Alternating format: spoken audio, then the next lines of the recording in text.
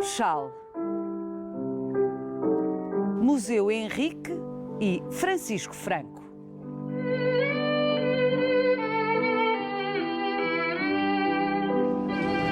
Dois irmãos.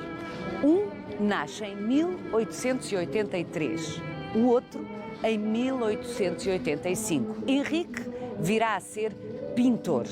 Francisco, o mais novo, escultor.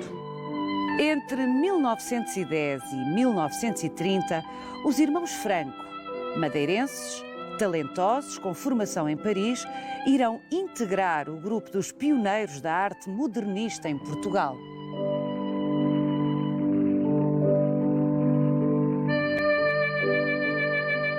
Foi um período brilhante, mas breve, para qualquer um dos dois. Como acontece tantas vezes, o sucesso que obtiveram junto de ricos encomendadores e, sobretudo, junto do Estado Novo, limitou-lhes o gosto pelo risco e o rasgo. Henrique Franco desistiu da sua pintura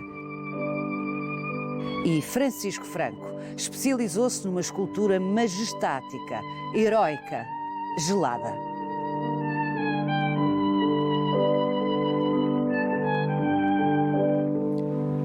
Felizmente, existe no Funchal este museu que conserva de ambos obras do fulgor da juventude.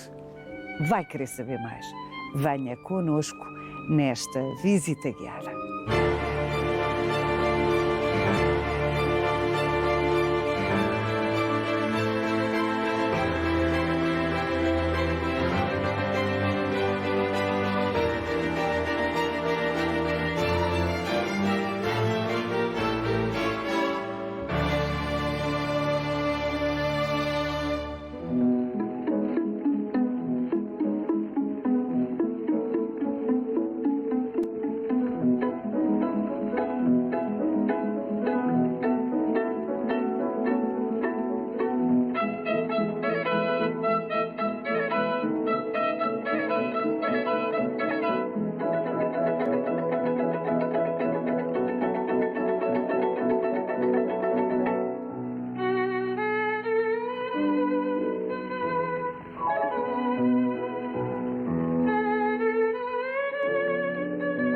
Raquel Henriques da Silva, era neste café que, a partir de 1914, mais ou menos, os irmãos Franco, Henrique e Francisco Franco, se reuniam com outros amigos, artistas, poetas, modernos.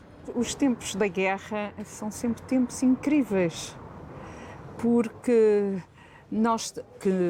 eu pessoalmente e tu também, ninguém viveu guerra, felizmente, achamos que há paragens e não há paragens. Há paragens nos sítios, há dramas incríveis noutros e há intensidades noutros. Em Portugal isso acontece em Lisboa, no Porto e no Funchal, que eu devo dizer que era uma coisa que conhecia muito pouco. Foi o escritor Ferreira de Castro, que também deve ter passado por aqui nesses anos, eu tinha também estado em Paris, que chamou a Golden Gate a porta do mundo. Golden Gate é este bar-restaurante onde nós estamos, icónico aqui no Funchal. Desde meados do século XIX, que é um lugar icónico da cultura do Funchal, desse sentido cosmopolita que esta cidade continua a ter e que não é muito frequente em cidades portuguesas.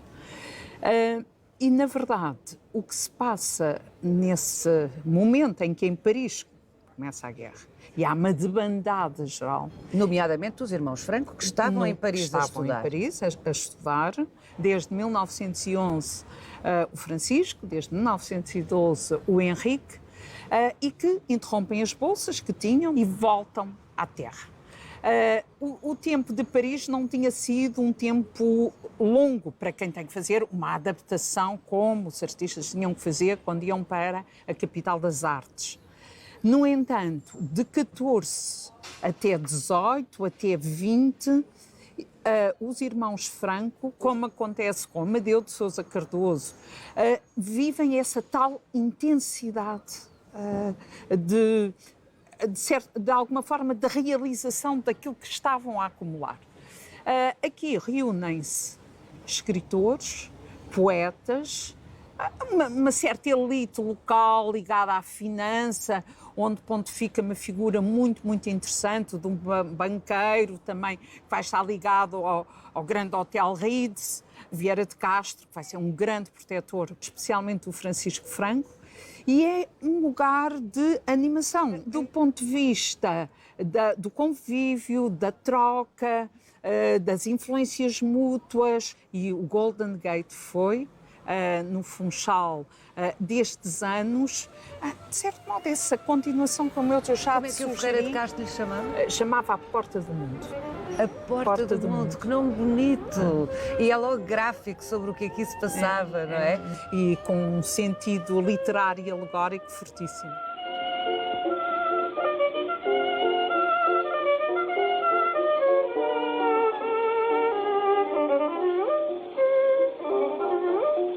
Henrique, o mais velho, 2 anos mais velho, e Francisco eram não só muito próximos sob o ponto de vista da idade, eram os 2 únicos rapazes de 6 filhos, não é?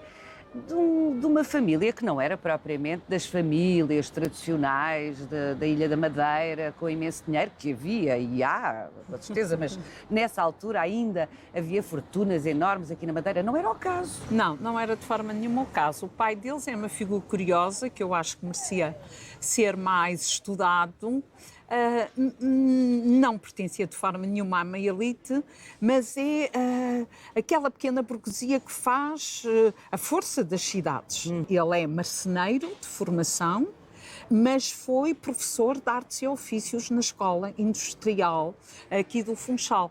E sem dúvida nenhuma, sobretudo o Francisco, o futuro escultor, aprendeu muito com o pai, porque ele chega à escola e progride muito depressa. Que curso exato foi?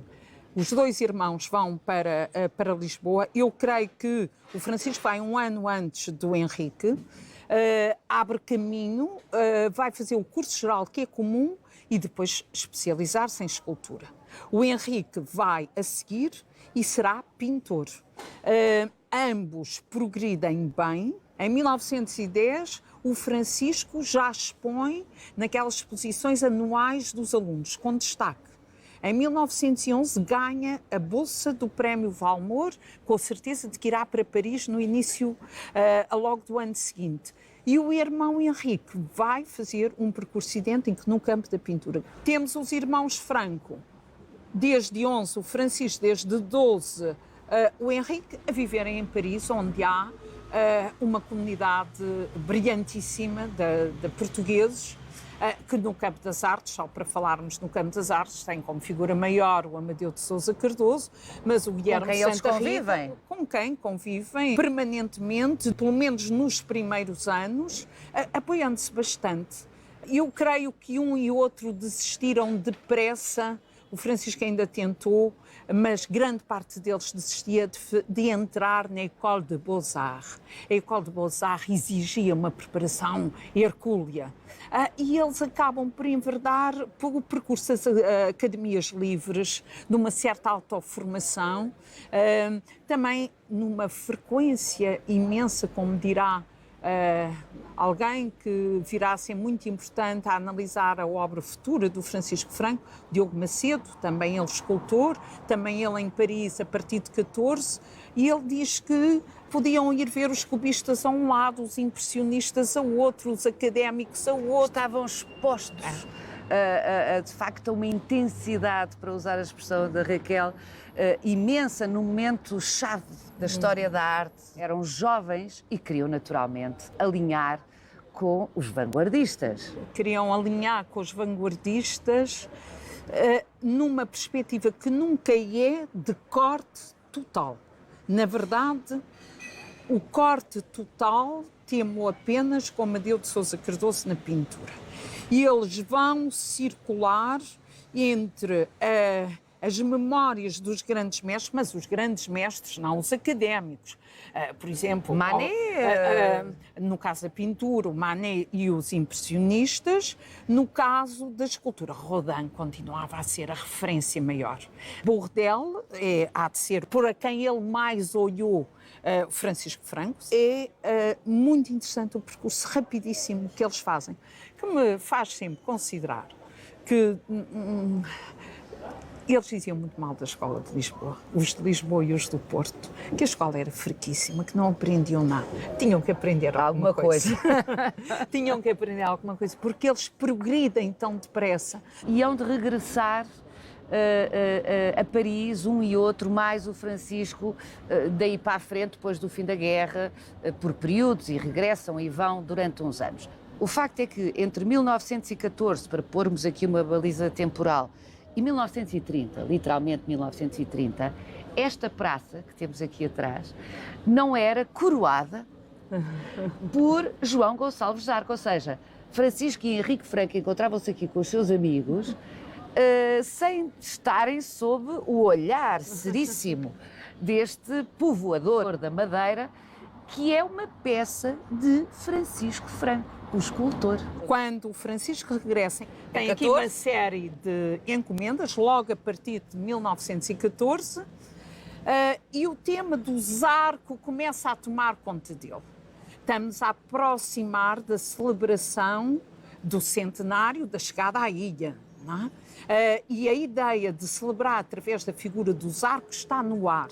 Estamos na Primeira República, mas a Primeira República não é menos comemorativa do que foi o Estado Novo. Não tem tempo para isso. E o tema do Zarco começa a ocupá-lo. E o Francisco Franco é um homem de uma extraordinária idoneidade a trabalhar.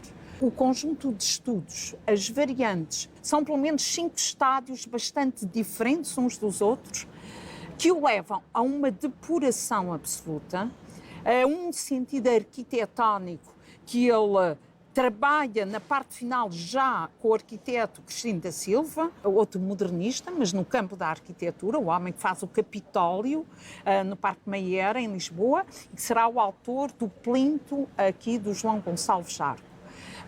E a peça é uma peça que acaba por ser uma espécie de ícone, uma espécie de símbolo de tudo quando se vai fazer na escultura pública em Portugal, no Estado Novo por nascer, pelo menos até ao meio do século XX. Ela é copiada e é apropriada, aliás, por ele próprio, quer dizer, vai acontecer ao Francisco Franco aquilo que é o pior que pode acontecer a um artista.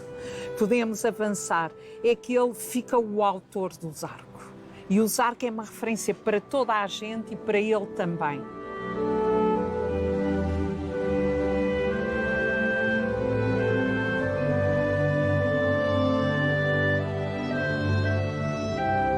Ele teve um grande modelo. E o modelo dele é aquilo que, desde o final do século XIX, mas só vulgarizado a partir da República, são os painéis de Nuno Gonçalves. A descoberta dos painéis de Nuno Gonçalves no final do século XIX, numa arrecadação de São Vicente de Fora, em Lisboa, e aquela era estas gerações de conquistadores, de colonizadores, são os homens do Infante, são os homens de Dom Duarte ou Dom Afonso V, onde o Zarco talvez estivesse. Exatamente. E, portanto, ele não tem nenhum retrato do Zarco para se inspirar. Estamos a falar do século XV. Há alguns retratos, mas dele não há. E, portanto, são estes rostos que caracterizam, que por eles indicam a dureza, a determinação, a força e o triunfo, porque apesar de tudo são triunfadores. E são os valores antinaturalistas, bem expressos na rigidez do talhe. São os valores arquitetónicos mais do que escultóricos no sentido da modulação. Sim. E são a geometria absoluta desta peça e a sua aridez decorativa que marcam essa modernidade. Uma modernidade que, evidentemente, 20 anos depois, 30 anos depois, estará a ser posta em causa, mas que foi na modernidade. Europa foi modernidade, e não só em Portugal, foi moderna contra os naturalistas.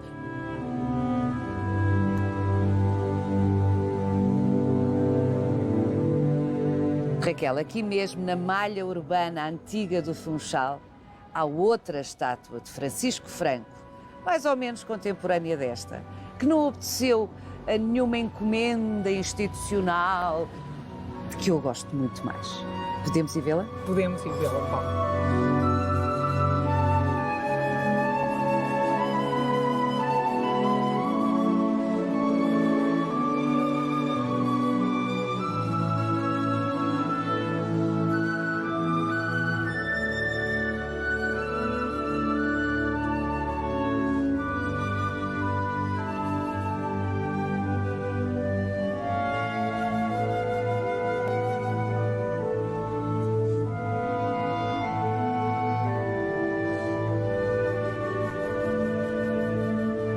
Raquel, esta obra do Francisco Franco, aqui no Funchal, esta é a minha favorita.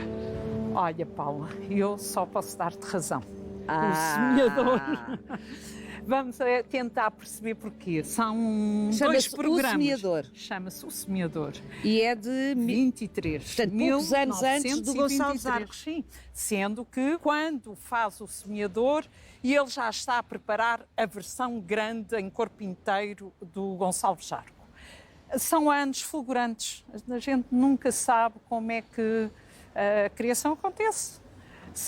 Ele regressa depois da guerra a Paris, 1919, creio eu, e entre 1919 e 1925, na opinião de muita gente, ele faz as suas obras mais inovadoras, dá vontade de dizer. E se o Zarco não tivesse tido o sucesso que teve? Ele continuava, investia mais nesta corrente, nesta linha. Aqui, de facto, aquela dupla que o influencia profundamente, o Rodin, do ponto de vista expressivo, mas o Bourdelle, de um ponto de vista mais construtivo, estão completamente presentes. O tema não é um tema tão raro assim, porque mesmo na escultura naturalista do final do século XIX era muito frequente representar-se os trabalhos anónimos. Há aqui uma espécie de homenagem ao seu mecenas da Madeira, ao mecenas que lhe dera trabalho. Vieira de Castro. E que semeou apoios aos artistas e semeou apoios à cultura.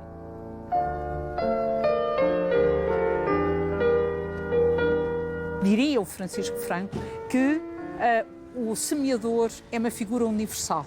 É uma figura que tem a sua sacola e não tem pátria. Raquel, vamos até ao Museu Henrique e Francisco Franco ver mais peças notáveis de Francisco Franco e conhecer finalmente o trabalho de Henrique Franco, o pintor, o irmão pintor, de que ainda praticamente não falamos.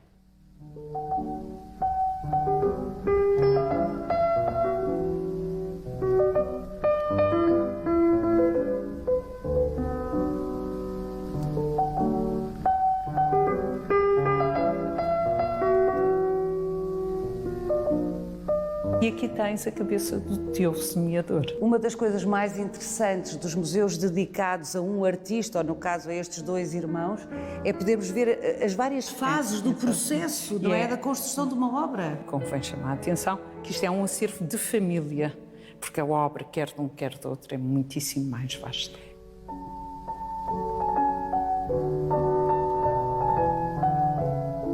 Que ainda antes de Paris, Francisco Franco, numa fase ainda de formação na escola, produz estas duas cabeças que são notáveis. Essa formação que a gente não sabe muito bem, obtida com o pai. Depois já dos anos 20, os anos fantásticos, uma peça no Museu do Chiado, um menino mais velho, que é o Gil, e prova que este homem, olha que nunca teve filhos, nem casou, o Francisco. Deve ter tido companhias, mas não casou, gostava de crianças. E não é muito habitual, são temas mais habituais, nomeadamente uma criança tão pequena, na pintura do que na escultura. E tem uma intensidade. O movimento, não é?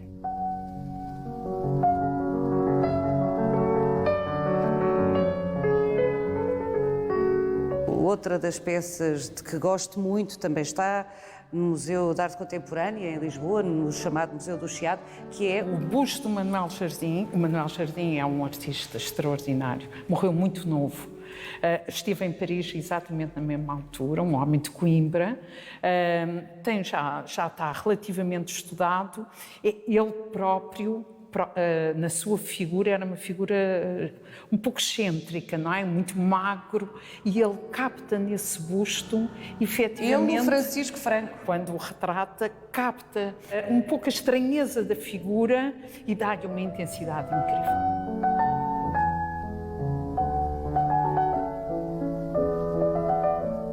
Ele gostava muito desta peça, que é um Adão e Eva. Nós sabemos que é um Adão e Eva porque ele a designa por Adão e Eva, porque senão era um casal, que é um estudo, efetivamente, é um gesso patinado, mas que ele patina e assina. É sinal de que tanto faz obras para expor no salão, em desta Paris, escala, exatamente, como é este torso, que tem uma série de desenhos preparatórios, como está a aperfeiçoar-se, a trabalhar a pequena escala, o instantâneo em escultura. Lá está, porque nós estamos habituados ao instantâneo no desenho. A ideia de modelar, e ele que vai ser um homem mais da construção da estátua, e aqui vê-se a mão quase dele. A mão. Portanto, ele podia, como já nos disse a Raquel, ter seguido este caminho. O museu dá-nos isto, dá-nos os estudos preparatórios, as variantes do trabalho e estas peças, de repente, isoladas, bastante bem expostas. Eu gosto deste museu, gosto dos museus gosto de pequena cores, escala. É um museu só que abriu nos anos 80 e que faz este aconchego à obra destes dois irmãos.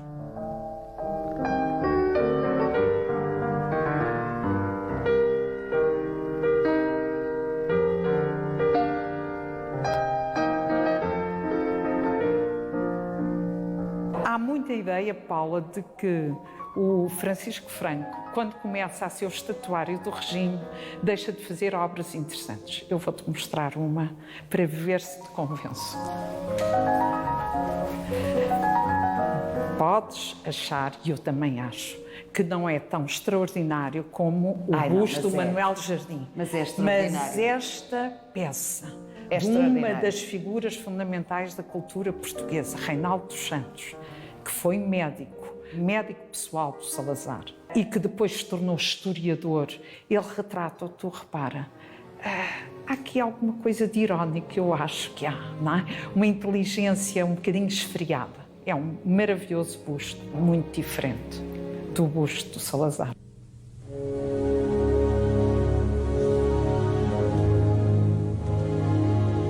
Aquilo que tu vês é retraimento, repara nos lábios. É verdade. É um retraimento, não é, que não nos deixa ver grande coisa.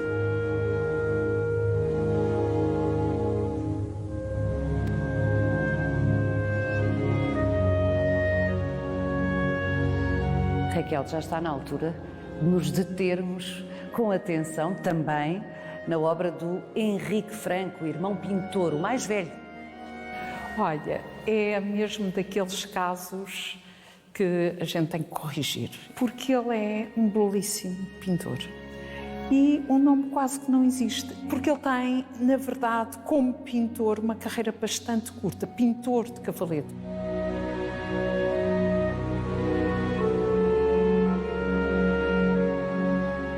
Este conjunto de quadros aqui, de estudos, de figura, são muito escolares, mas feitos com muito à vontade, e ele revela bem que foi aluno de Columbano Bordal Pinheiro. Também de Veloso Salgado, na minha opinião, nomeadamente estes retratos de ar livre, lembram-me imenso Veloso Salgado. E, portanto, ele é um homem que, na primeira década do século XX, está a seguir um ofício de formação. Com os melhores em Portugal. Com os melhores. E que, ao contrário do que às vezes se diz, e bem se vê aqui, não é uma coisa atrasada, porque claramente ele situa, repara, as figuras, que era a senhora, tirando o primeiro, que é um estudo de ateliê, estes dois da senhora e os meninos são ao ar livre. Portanto, a questão fundamental, que é a herança do impressionismo, que é a incidência da luz na figura e a forma como a luz natural entra na própria figura, ele trabalha maravilhosamente. E, portanto, está perfeitamente alinhado com o seu tempo. e por isso ganha a bolsa do Legado Valmor, Prémio Valmor chamado, e vai para Paris também.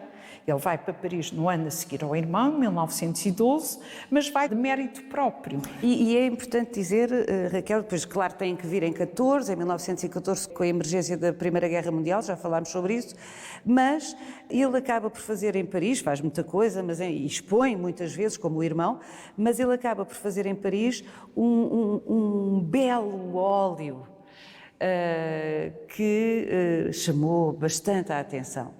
O Depois do Banho parece a figura do fundo de Eugénie Lerbe, que foi um quadro escandalosíssimo em na década de 60, de 1860, quando foi exposto.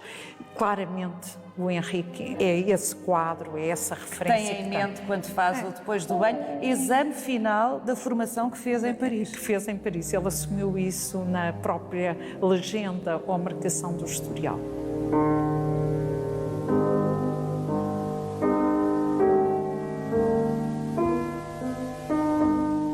Depois vem para cá, em 14, e concentra-se curiosamente mais na pintura de figura, onde também tem pelo menos nós aqui no museu temos 2 notáveis autorretratos, que mostram que era um bonito homem. Bonito! É verdade. Mas o Francisco também era um homem interessante.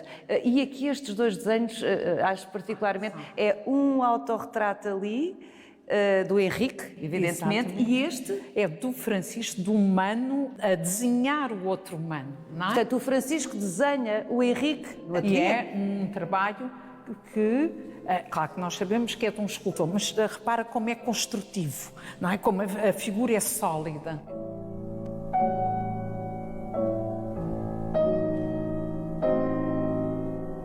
Quando vem na altura da guerra, olha, ele faz exercícios sobre exercícios e as irmãs permitem vários exercícios. Uns são melhores, outros são piores. Esta Senhora da Rosa foi exposta em Paris e é um trabalho muitíssimo bom. Também já com certo arte nova, não é? No traje, na figura. Este é o grande protetor deles, que os ajuda a sobreviver nos anos mais difíceis. Mas este retrato não é brilhante, não, Raquel, pois não? Não, nada brilhante. Ou seja, não está ao nível dos outros. Não. E o que sustenta, de alguma forma, esta tese de que, perante a autoridade ou alguém que eles veneravam, ou uma encomenda de alguém muito importante, eles baixavam o gosto pelo risco e o rasgo. Porque não está ao nível do que eles pintavam com as irmãs, não é? Nem com certeza da riqueza desta personalidade, repara. Não é um retrato muito convencional, a figura parece nem o pintor estar à vontade, nem o modelo estar à vontade. Há aqui qualquer coisa que não passou que os constrange, não é? Ao contrário deste núcleo muitíssimo interessante e que eu acho que deve ser valorizado, de exercícios de paisagem.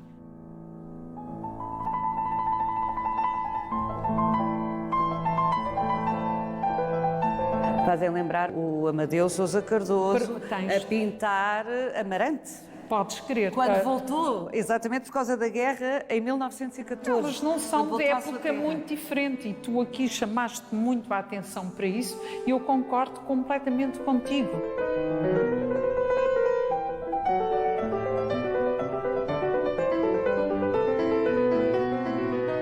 Estes pintores modernistas, mas que não levam a modernidade a nenhum corte radical, têm um ídolo que se chama Paul Cézanne. E há aqui muita influência de Cézanne nestas pinturas, nestes exercícios árduos, feitos, não é, como quem está a auscultar a possibilidade de pintar.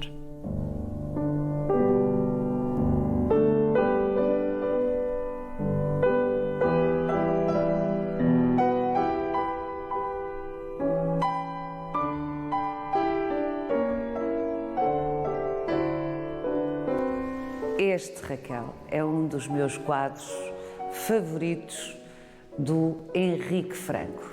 E tens toda a razão. Aquilo que eu te dizia há pouco da influência de Paul Cézanne aqui é total.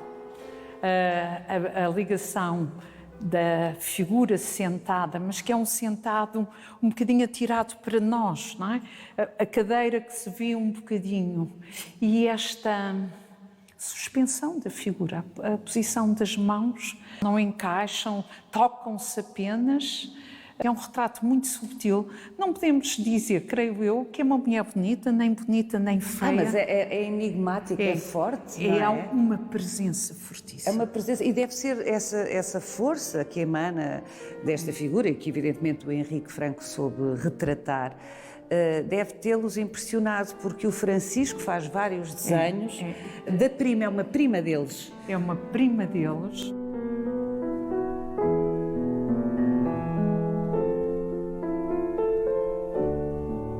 É engraçado porque o Francisco, mais masculino, de alguma maneira, escultor, não é? Matérico, quando dá nomes é mais literal. É mais literal, é verdade. A prima Maria da Ponta do Pargo. Já o Henrique... É a blusa azul. A blusa azul.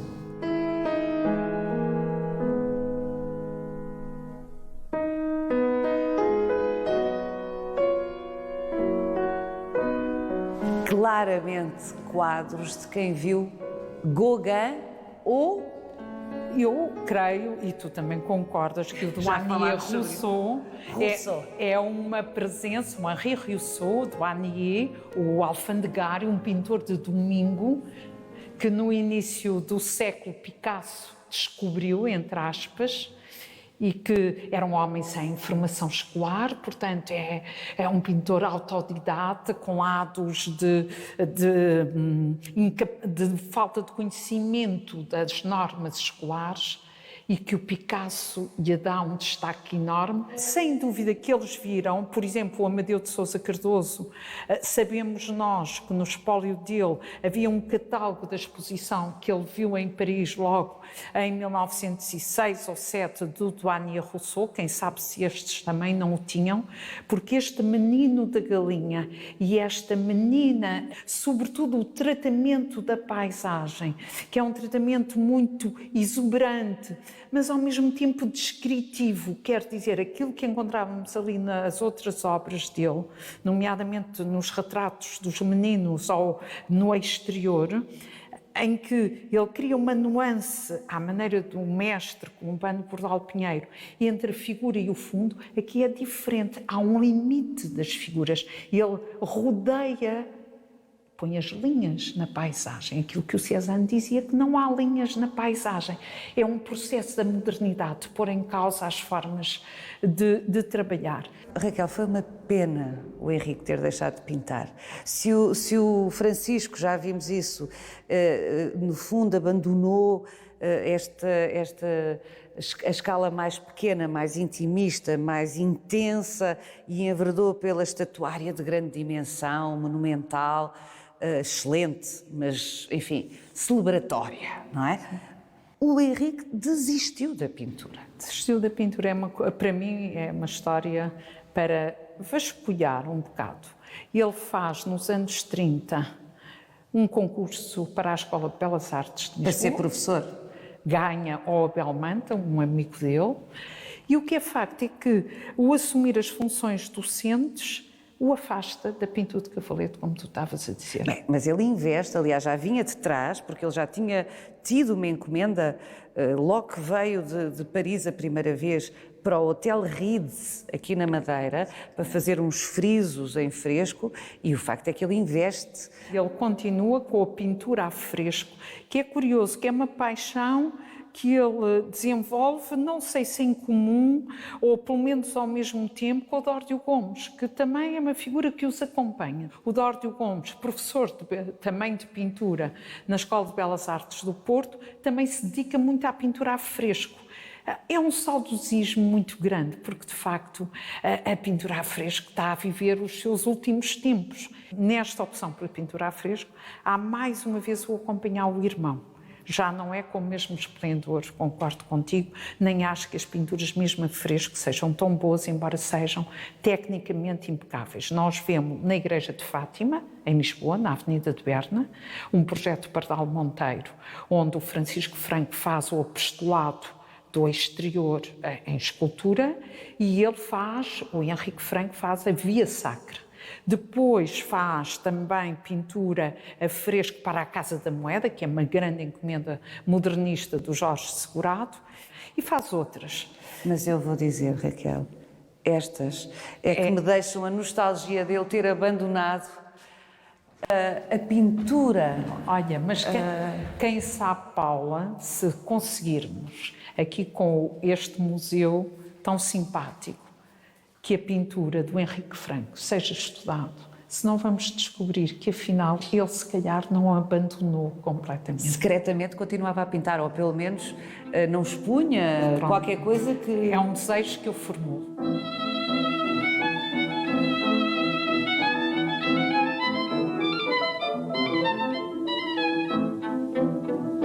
Siga-nos no Instagram, no Facebook e na nossa página onde pode rever este e os outros Visita Guiada.